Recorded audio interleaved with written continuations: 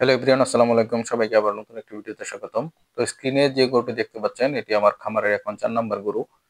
তো গরুটার আজকে আমরা নাকা পরাবো। আমাদের অঞ্চলে এটাকে বলে বয়রা, অনেক অঞ্চলে এটাকে নাকা বলে। মানে নাকের ভিতর দিয়ে দড়ি ঢোকানো হয় যাতে গরুগুলোকে কন্ট্রোল করা যায়।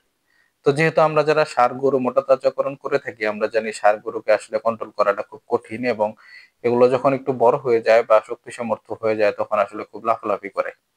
তো যেহেতু আমার গরুগুলো সামনের সপ্তাহে ইনশাল্লাহ আমি হাটে তুলবো বিক্রি করার জন্য, তাই গরুগুলোকে কন্ট্রোলে রাখার জন্য আমি নাকাটা পরাতে হচ্ছে। এই গরুটা এর আগেও নাকা পরানো ছিল, কিন্তু নাকের ভিতর ঘা হয়ে যাওয়ার কারণে আমার এই নাকের বয়রা বা নাকাটা খুলে দিতে হয়। তো এখন যেহেতু হাটে তুলবো, তাই গরু কন্ট্রোল করে রাখার জন্য আমাকে অবশ্যই এখন নাকা পরাতে হবে। তাই যেহেতু আগামী সপ্তাহে তুলবো, তাই কয়েকদিন আগে ভাগে নাকাটা পরিয়ে রাখবো যাতে এটা ঘা হয়ে গেলেও শুকিয়ে যায় আর কি। তো যারা ষাঁড় গরু মোটাতাজাকরণ করে থাকেন বা ষাঁড় গরু পেলে থাকেন, তারা এই সম্পর্কে আইডিয়া আছে যে এটা খুবই ইম্পর্টেন্ট। আবার কিছু গাভী গরু আছে, দুষ্ট গাভী গরু থাকে যারা এমন করে থাকে আর কি। তো দেখেন আমরা কিভাবে করি। আসলে আমরা এই সুইটা বানিয়ে নিয়েছিলাম নিজেরাই।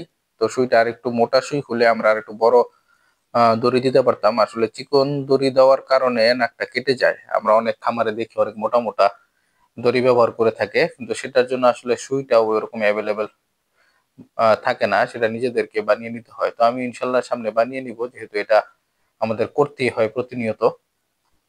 তো মোটামুটি সুইটা ভালোই ছিল, একটু পরিশ্রম হলেও হয়ে গেছে ইনশাল্লাহ।